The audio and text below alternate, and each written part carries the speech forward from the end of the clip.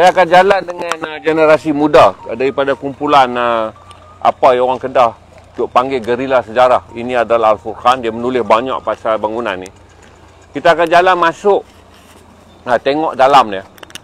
Agak menyeramkan lah kalau tuan-tuan nak gambarkan seram.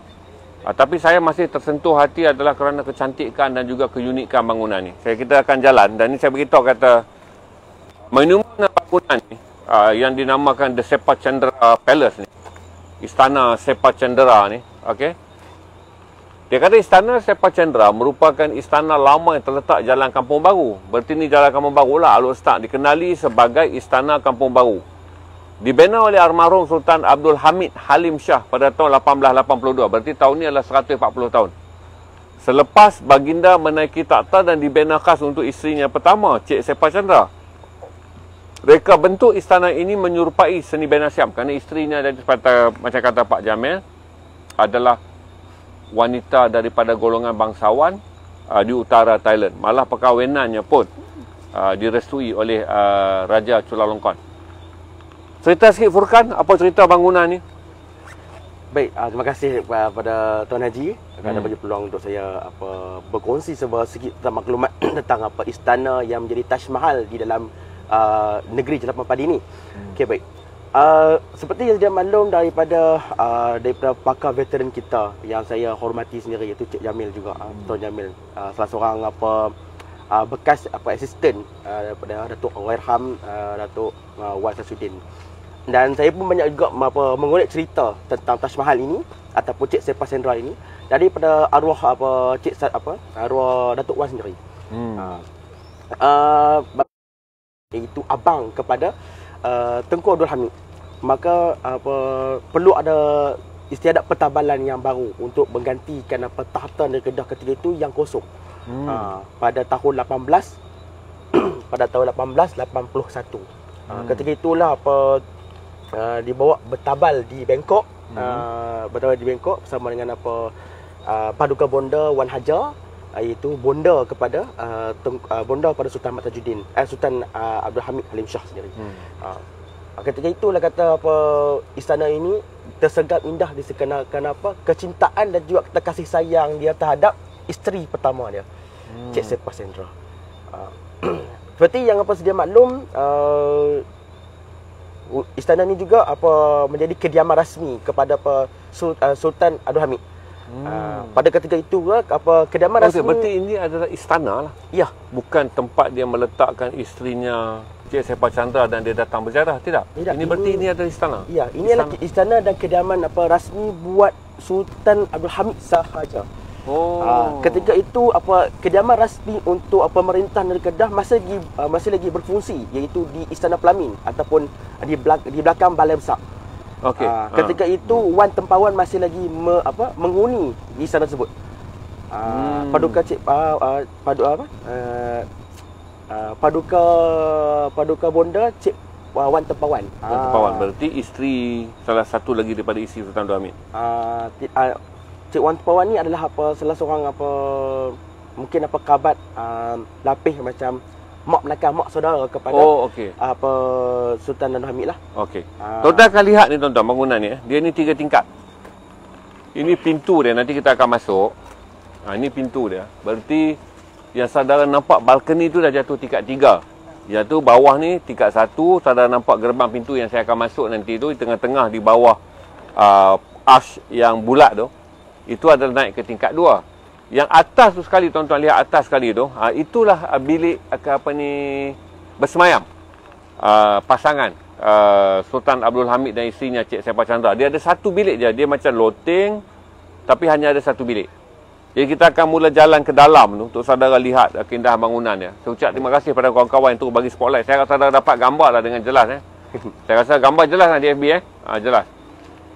Apa dia? Gelap. Siapa yang ada buka FB Kelam Okey, cukuplah untuk mood saudara kenal bangunan ni. Kalau cukup lagi kami bawa torchlight lebih lagi. Okey. Kita akan masuk ke bahagian dalam ni. Ini tuan-tuan kena ingat 140 tahun dulu. Ini adalah bahagian dalam dia. Itu yang saya tunjuk dulu tentang binaan dia. Kekal lah. Ini yang masih lagi dinding yang seperti kata Pak Jamil, yang dibangunkan dengan menggunakan madu lebah, dengan menggunakan telur putih, telur ayam bahagian putih dia, menggunakan cengkerang, iaitu semua kulit kerang-kerangan. Digunakan tu dan kemudian menggunakan pasir.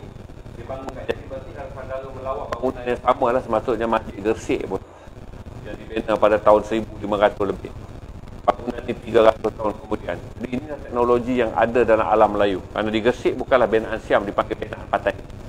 Ini saudara tengok. Ini lantai ni untuk bagi tingkat 2. Tapi dia tak ada tangga daripada dalam. Nanti kalau nak naik tingkat 2 kena pakai tangga luar. Kalau tengok binaan batu bata dia tuan-tuan, masih kukuh. Yang menjadikan bangunan ni saya fikir dari segi preservation dia tu masih lagi sangat berpotensi tinggi untuk diselamatkan. Cuma saudara tengok bahagian bumbung. Ilham akan tunjuk bahagian bumbung. Inilah bahagian di mana hanya tinggal galang getah je. Kata orang Kedah, ini adalah galang getah. Papannya yang berkualiti tinggi tu, papan seabad ni, kebanyakan telah dicuri. Hanya tinggal beberapa keping ni. Telah dicuri menjadikan lantai ni hilang sama sekali. Begitu juga papan pintu, kecuali pintu kecil ni aja, yang dipanggil pintu untuk keluar ke laluan bawah ni. Tinggal ini pintu ni je yang masih ada sebelah. Dan lantai simen dia saya rasa mungkin diperbarui apabila bangunan ini dijadikan sekolah. Bukan cerita tentang dalam ni, kita akan masuk sampai ke dalam. Saya akan masuk ke dalam untuk saudara tengok besar. Sayang saya, orang Kedah ni bangsa yang ada sejarah, tapi saya takut jadi bangsa yang tak pandai memelihara sejarah. Ini bangunan dalam ni, saudara tengok. Lighting akan datang, saudara akan tengok. Sambil itu Furkan cerita bukan? Sambil Ilham belanjakan view. Baik, okey.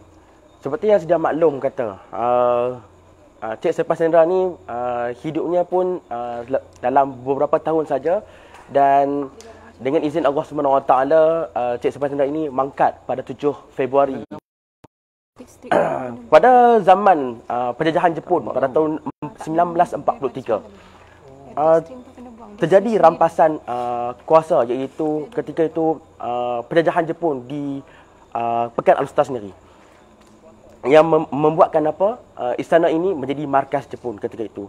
Dan ada catatan daripada Kapten Agustus dalam buku Baygon Kedah, menceritakan mengatakan kata waktu tentera Jepun hendak menaikkan bendera Jepun, tiba-tiba kilat sambar tiang depan istana Cik Sepas Nendra ni, lalu terbelah dua dan jatuh rebah ke tanah.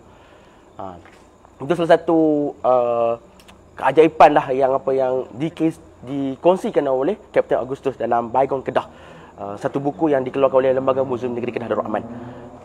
Dan untuk sedia maklum kata, sewaktu penjajahan Jepun juga kata, ketika itulah Sultan Abdul Hamid terpaksa diculik oleh anak-anaknya, iaitu Tunku Abdul Rahman Putra Al-Hajj, pergi ke Kulim sewaktu dalam rombongan untuk berpindah baginda ke Pulau Pinang tahun 1943. Dan untuk pengetahuan haji juga,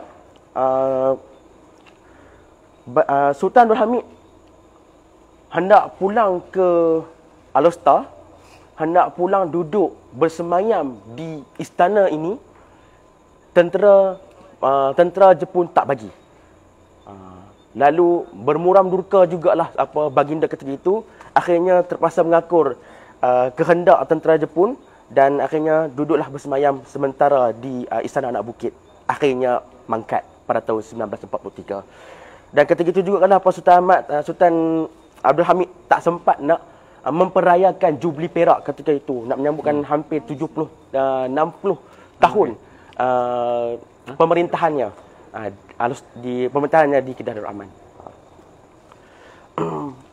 Dan istana ini silih berganti di atas kecekalan, dan juga kata hendak menyemai pendidikan ilmu tersebut. Tengku Ibrahim sendiri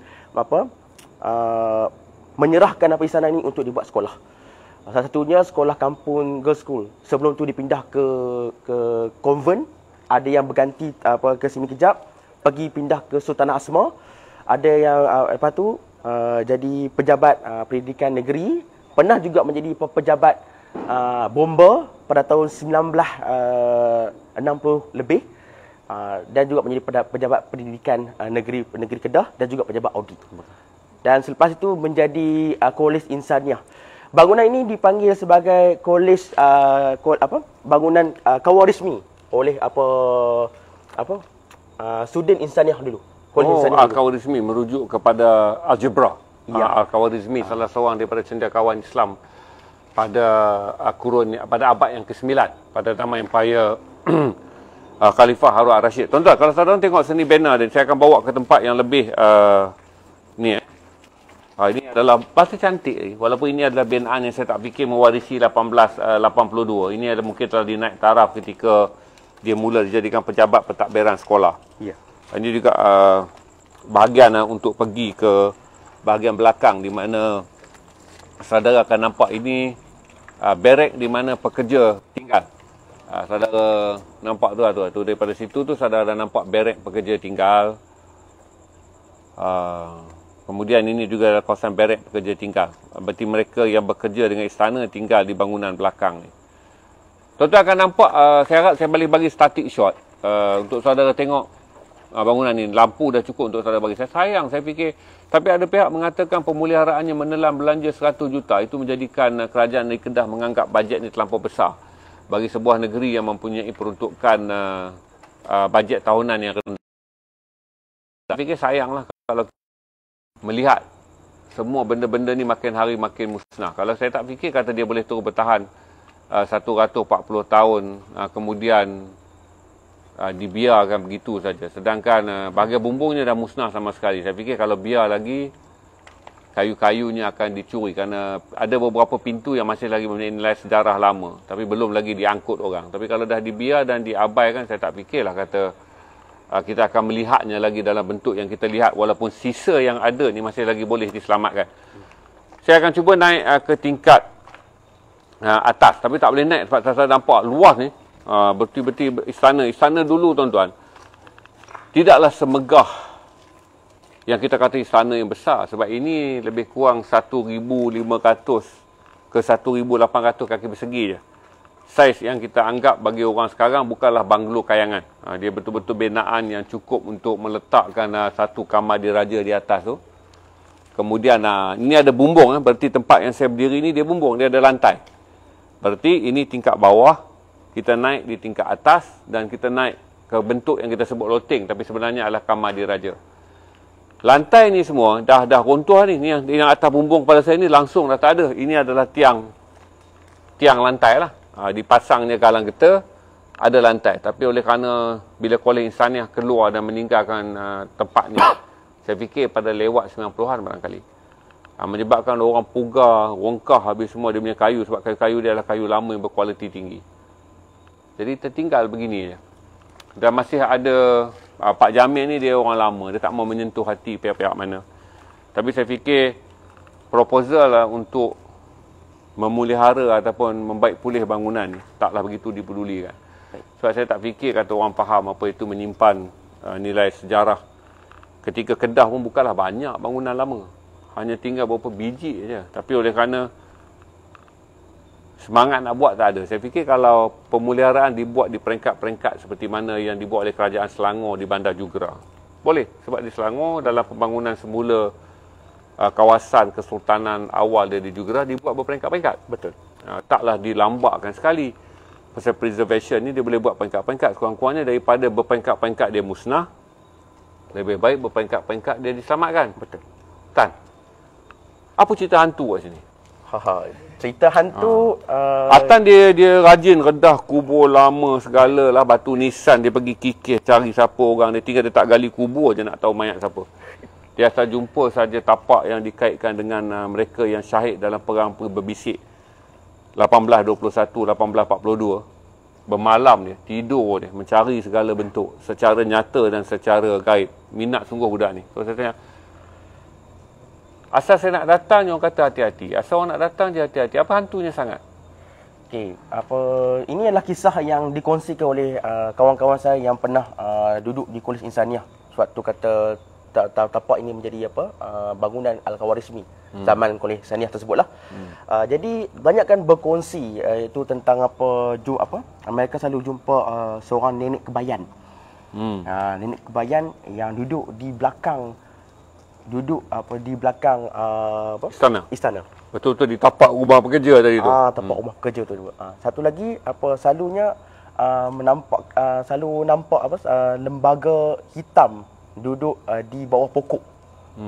Bawah pohon ara, yang boleh katakan pohon ara yang pemeluk dia saja berdekat 7 pemeluk.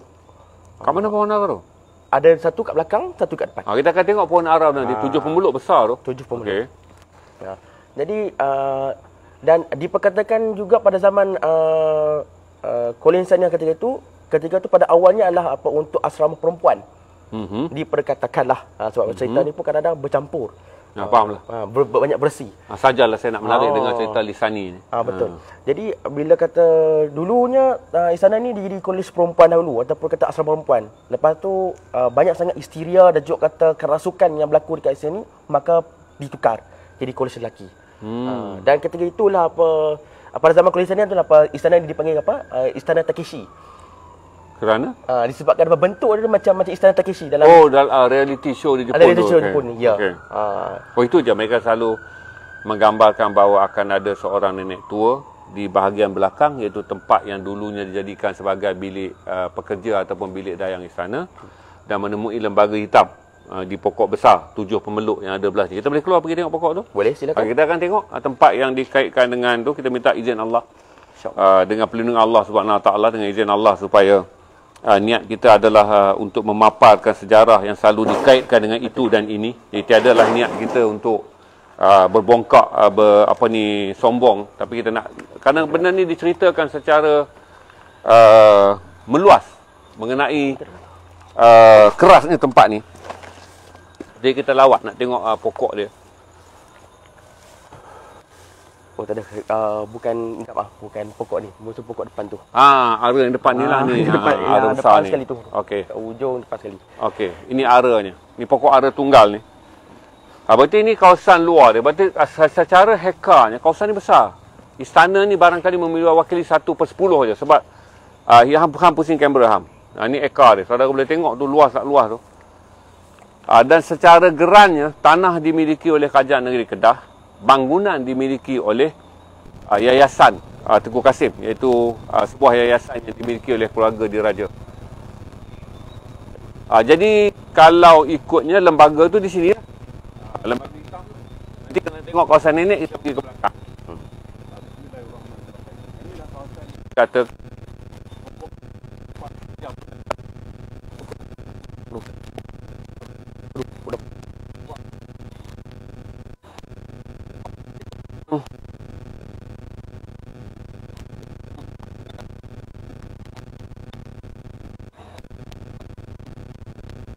mereka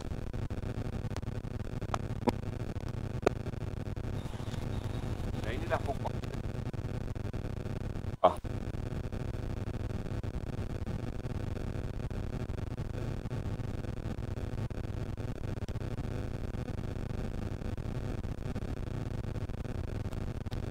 Yang menyebabkan proses penempatan pelajar tak dibuat, kerana saya fikir satu, pastilah tak relevan pelajar nak duduk lama transit, kemudian berpindah. Apabila berpindah, bersiarlah rumah, kabar angin, pindah. Padahal pindah secara strateginya, kawasan ni kan taklah begitu kondusif untuk pelajar jadikan asrama. Tapi dikaitkan pindah adalah kerana gangguan daripada yang dikatakan berwarna hitam besar dan sentiasa ada di bawah pokok ni. Apa yang dia orang cerita makhluk ni buat? Kebanyakannya selalu nampak lah. Kadang-kadang nampak, kadang-kadang dia akan berbunyi cakar dekat pokok ni gitu. Menimbulkan rasa tak selesa kepada para pelajar. Rasa macam gerun lah. Tiap-tiap malam kalau contoh orang nak study, nak prep malam kata kan, nak study malam pun jadi macam orang tak selesa, nak kena minta teman lah apa semua. Nak keluar lagi lah Kalau nak keluar, contoh nak pergi tu tandas ke apa lah, lagilah kata kacau bilau awak je kata. Kena kejut lah member yang tengah tidur ke apa kan. Minta tolong sekejap kata. Tak baca apa komen Ada apa-apa penonton komen? Suruh buat siang. Sekarang tak mungkin lah saya stream siang. Kita tak banyak view pada waktu siang. Kita tengok daripada jauh. Ilham bagi balik istana tu dengan suluhan dengan kereta, lampu kereta. Kalau siang saudara boleh tengok, foto dia banyak dirakamkan. Saudara Google je foto bangunan istana Sepa Chandra ni. Banyak foto dia pada waktu siang. Cuma saya bawa saudara by camera moving ya. One shot, real time, real places, real people, real story. Tu saudara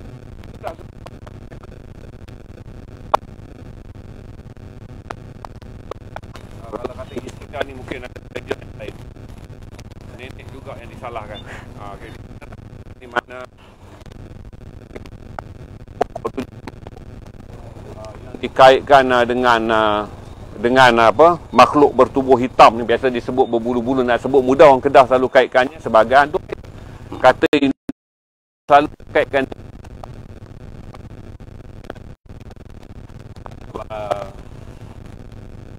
tak semua masuk halus harus difitnah tuan-tuan. Tak semua benda berlaku ke atas manusia yang bersalah adalah makhluk halus. Tekanan peperiksaan, tekanan tidak kondusif, perasaan takut sendiri kerana kawasan ini bukanlah kawasan yang sesuai jadi asrama, boleh saja menimbulkan ketakutan. Benar. Ini kawasan yang pula dikaitkan di mana ramai orang mengatakan mereka menemui. Apa cerita yang kau pernah dengar Tan tentang nenek tu? Dia menampakkan diri. Selalunya dia kadang-kadang dia menampakkan diri juga di sebalik bangunan ni. Dia duduk di macam separuh saja. Suku buat suku ni. Kadang-kadang hanya dia lintas saja. Dalam bentuk bayangan seorang nenek tu duduk jalan. Dan kerap orang jumpa dia. Itu yang menjadikan lagi takut pelajar-pelajar. Ya, benar. Dan bila berlaku histeria, nenek dipersalahkan. Nenek dipersalahkan dan lembaga itu juga yang terkena terpaksa dijadikan kambing hitam. Kambing hitam. Tapi seperti yang sedia maklum kata, setiap bangunan sejarah ini dia ada roh dia sendiri. Seperti yang kita sedia maklum, kalau saya bagi satu contoh di mana kata kita setiap tuan-tuan dan puan ada mempunyai rumah pusaka yang menjadi tempat kenangan dan juga memori indah. Dan untuk pengetahuan juga, memori indah itu, memori indah yang kita cipta dalam keluarga kita juga itu menjadi satu nyawa kepada tiang-tiang dan juga lantai-lantai ini kukuh, kuat. Kerana apa? Kasih sayang kita terhadap suatu benda. Kerana mereka ni hidup. Ya. Kerana mereka ni hidup. Sama tuan-tuan, saya masih lagi bermimpi rumah pusaka yang tempat saya membesar milik arwah bapa saudara saya. Dan apabila saya berjumpa dengan seorang lagi sepupu saya yang membesar di rumah yang sama, kami berbual pada hari raya yang kedua. Hari raya ketika kami berjumpa, bukan, 2 minggu sampai hari raya kami berjumpa dia di Terengganu, saya di Kedah, dan kebetulan kami balik dan berjumpa di flat Kelang Tayar tu apa nama? Mana Gunung Sali? Jalan Putra. Flat Gemilang. Dia kata dia juga dihantui oleh mimpi yang sama. Dia kalau orang tak faham ni, dia akan kata tok panggil balik lah apalah. Tapi sebenarnya itu adalah rumah yang memori yang indah. Kami membesar dengan penuh gembira di rumah lama yang menggunakan tiang seri adalah kayu hutan, manakala yang lain adalah papan penuh. Jadi setiap kali kami bermimpi, kami akan bermimpi bermain di kawasan tiang seri itu. Jadi kami kedua bersetuju. Mengatakan kita dibesarkan dalam keadaan nenek yang sangat sayangkan kita. Keluarga kita belum berpecah belah, pak saudara kita semua duduk sepakat, dan di rumah itu semua saudara mara pak saudara saya ketujuh-tujuhnya dikahwin dan disandingkan di rumah tu. Alhamdulillah. Jadi saya kata dah tentulah Pak Cat, kita mimpi sebab itulah tempat kita membesar dan menumpang kasih. Walaupun arwah nenek ataupun Tok Tom, nenek saya tu adalah seorang dukun wanita agak terkenal juga. Tapi saya kata tak adil untuk menjustifikasinya semua tentang hantu. Sedangkan saya kata itu adalah perasaan kita. Kerana kita bermain, membesar di rumah tu. Makan, minum. 7 kenduri perkahwinan bapa saudara kita. Semua kita raikan di rumah tu. Kita akan tengok. Tuan-tuan nak apa lagi? Saya bawa tuan-tuan nak apa nampak. Kalau tuan-tuan nampak apa-apa pun jangan komen lah tuan-tuan. Supaya saya tak nampak. Hati-hati. Macam dah longkang. Silakan. Jaga-jaga hati Am. Tolong pandu Ilham je. Okey. Inilah kawasan yang paling keras. Digambarkan paling keras lah kerana ni halus betina. Jadi boleh nampak kat situ lantai yang ditambak ataupun ditambun jadi dalam 2 kaki. Oh, lebih tinggi daripada lantai asal daripada asal. Inilah pintu yang asalnya tu. Ini pintu belakang yang asal kita. Ya. Okey. Saya rasa tuan-tuan semua bersetuju lah, kata istana ni patut diselamatkan daripada dibiarkan sohor dengan cerita hantu. Sebenarnya dia patut dikekalkan sohor dengan, ini adalah pusat pentadbiran Negeri Kedah yang ke-8. Ketika pusat pentadbiran yang berasaskan kerajaan maritim berpindah di Kuala Muda apa semua tu, dan kita masuk pada kerajaan berasaskan tanah darat. Berarti apabila Kedah dah ada industri padi, Kedah dah ada industri lada hitam, berarti tidak lagi menjadi pelabuhan perdagangan semata-mata. Tapi tempat-tempat yang harus dikenang sebagai, orang panggil,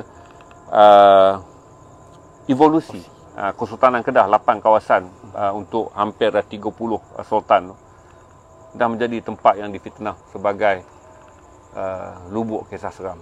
Itulah. Itu yang sayangnya apa saya boleh sayangkan apa, banyakkan yang banyakkan rakyat Kedah tidak tahu. Pekan Alustan ni adalah pekan paling lama menjadi pusat pemerintahan selama bangunannya tak dipelihara. Cerita hantunya diwar-warkan. Tanggungjawab untuk menjadi bangsa bersejarah diabaikan. Tanggungjawab nak jadi bangsa berhantu dibesar-besarkan. Saya kadang-kadang kecewa kat situ, tuan-tuan. Ini adalah tahun ke-1000 Kedah nak meraihkan sejarahnya sebagai antara negeri ataupun pentadbiran kesultanan yang tertua dan kekal ada. Hantu juga yang dibicarakan. Dan untuk pengetahuan juga kata, salah satu pekan yang pekan kedua paling lama di dunia selepas pekan di Belgium. Menarik ni. Satu fakta yang agak menarik juga tentang pekan Alustan ni, kerana pekan Kota Stan ni telah dibuka dan jadi tempat pusat pemerintahan yang terakhir pada zaman Sultan Muhammad Jiwa Zainal Adil Muazzam Shah, Sultan Kedah yang ke-19 pada 31 Disember 1735. Memasuknya hampir 286 tahun. 286 tahun. Ya. Hampir 300 tahun dah. Apa lagi yang kita nak lindungi kalau bukan sejarah, terutama Kedah yang bertarung untuk membuktikan bahawa ini juga adalah destinasi pertama Islam. Inilah juga kerajaan maritim yang terkuat. Ini juga wilayah yang menggunakan mata wang yang terawal. Tapi apa boleh buat, tuan-tuan? Bila sebut soal sejarah aja sentiasa tak ada bajet. Sebut soal sejarah aja sentiasa tak ada bajet. Itulah. Dan satu lagi, bila kita tengok keadaan siangnya istana ini juga, dia nampak muram, usang dan juga kata menakutkan. Kerana apa? Bagi saya sendiri yang selalu melihat bangunan-bangunan warisan seperti ini, sepertinya mereka ini sedang membunuh diri. Kerana apa? Roh mereka ni telah pun tersakiti. Kerana hilangnya kata penjagaan, pemeliharaan dan juga kata pemeliharaan itu sendiri daripada rakyatnya, komunitinya, malah daripada kerabatnya sendiri. Itu yang membuatkan banyak bangunan-bangunan ini sedang dalam fasa membunuh diri. Seperti kita lihat sekarang ini Istana Syed Sepah Sendra.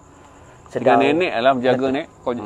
Nenek jagalah kalau ada manusia begini perangai dia tak mencintai sejarah. Kalau nenek memikirkan bahawa ini bangunan yang mewarisi 300 tahun dan sebahagian daripada simbol bandar ke-8 dalam evolusi kerajaan Kedah yang akan meraihkan 1000 tahun Kedah tahun ini. Itulah, cukup sayanglah. Kerana apa? Bagi saya sendiri, setiap bangunan-bangunan warisan seperti Istana Syed Sepah Sendra, seperti juga kata Istana Tunku Kudin di Bukit Tinggi yang dikatakanlah itulah istana Raja Bersiung. Itu bukanlah Raja Bersiung yang digembar-gemburkan, kerana itulah lisan orang tempatan. Lisan orang tempatan. Tapi itulah istana. Tapi bila kita tengok daripada jauh sendiri, nampak kusam, dah tak ada orang nak jaga. Macam mana kita nak jadi dia ada roh sendiri. Bila contohlah bila kata orang tak boleh kat kita pun, kan, orang dah tak boleh kat kita rasa muram juga tak? Muram. Sama juga dengan bangunan-bangunan lain je. Bukan setakat Istana Syed Sepah Sendra. Bangunan-bangunan lain juga yang duduk di seluruh Kedah pun mengalami situasi yang sama. Malah ada yang lebih teruk, malah dah pun reban roboh. Mati beragan. Mati beragan saja. Habis. Kerana dia abaikan. Kita masuk sekali lagi tengok. Kita ada view tinggi lagi ke?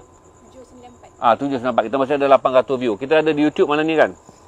Saya akan masuk tengok di dalam sekali lagi. Untuk static shot tadi kita ambil moving shot. Sekarang kita ambil. Saya minta izin duduk ni. Ini adalah tiang ni. Kita duduk dua lah sini, Furkan. Okey, bagi static shot Ham. Lepas tu Ham pindah sikit supaya penonton dapat lihat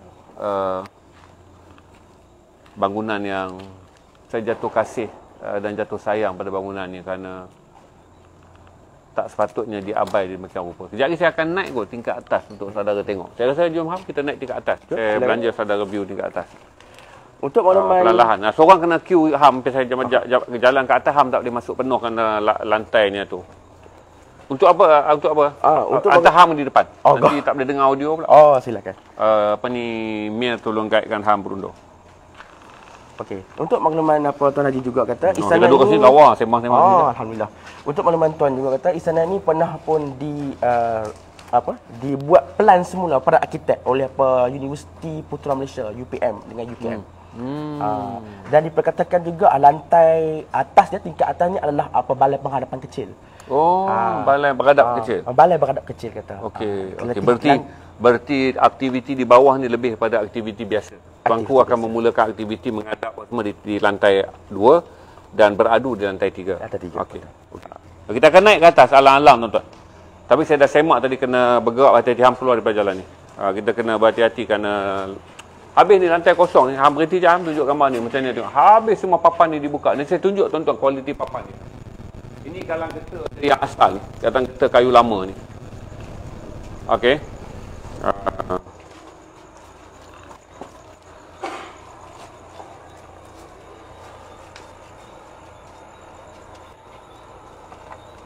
Okey. Ayah naik. Alhamdulillah. Okey. Ayah bunuh. Ini kita akan pergi, ini adalah pintu yang boleh naik, tangga yang boleh naik daripada kiri dan kanan. Menyamai juga seni banner lama yang saudara lihat daripada warisan Kesultanan Selangor. Kalau saudara pergi ke Jugra, memang kiri dan kanan lah naiknya tu. Dan kemudian ini adalah pintu utama untuk masuk ke istana bagi acara balai menghadap. Berarti bilik bawah tu barangkali adalah tempat para pekerja istana bekerja. Tapi ini balai menghadap dia. Okey, kita akan tengok ni. Berarti saudara tengok kualiti papan ni saya akan tunjuk. Ham jangan bergerak ke dalam. Saya tunjuk. Pelan-pelan. Hati-hati. Okey. Dia agak bergerak sikit. Okey, ni kualiti papan dia ni. Ini yang dicuri orang ni tuan-tuan. Dia lebih kurang ada 2,5 inci ni. Tebal 2,5 inci.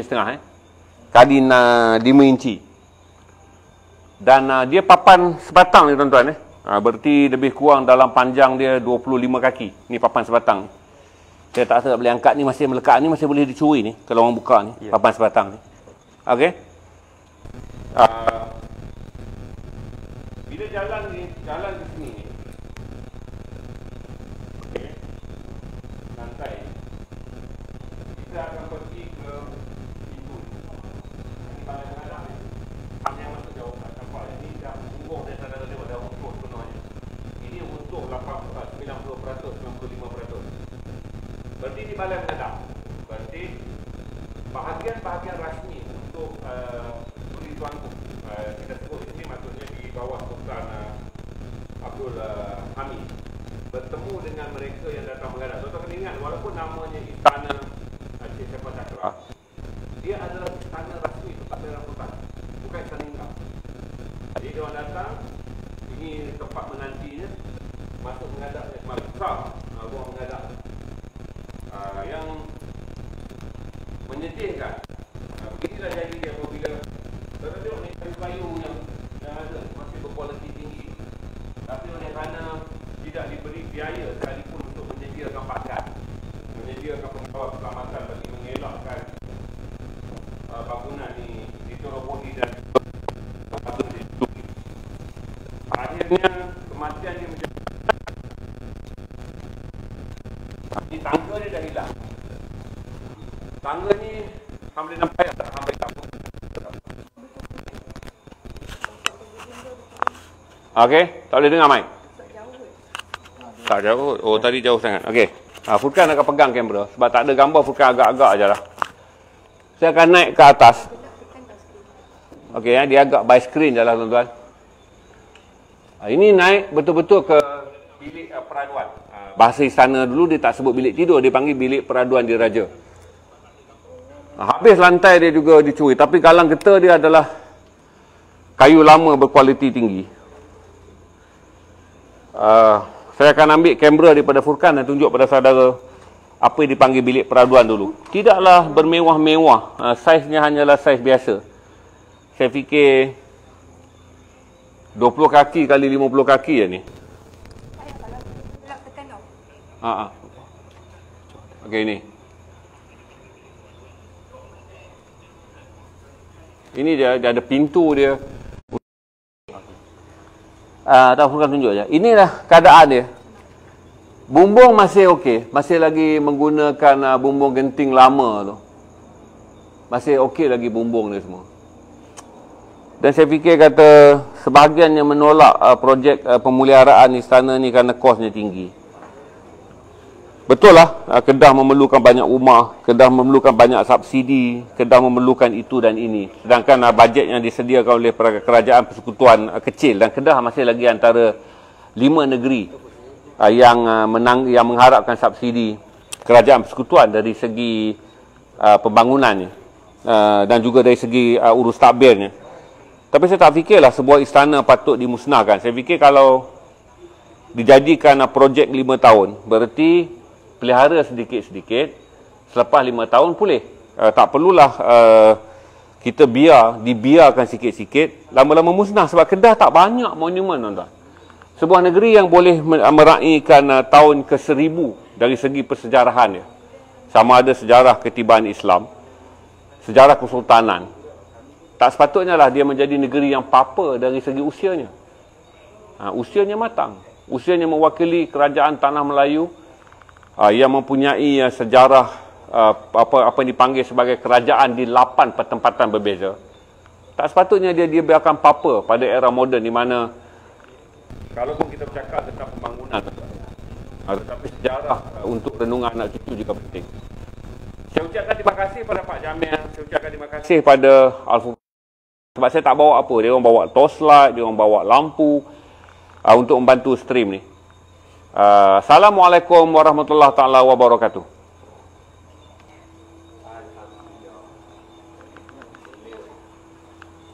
Okey.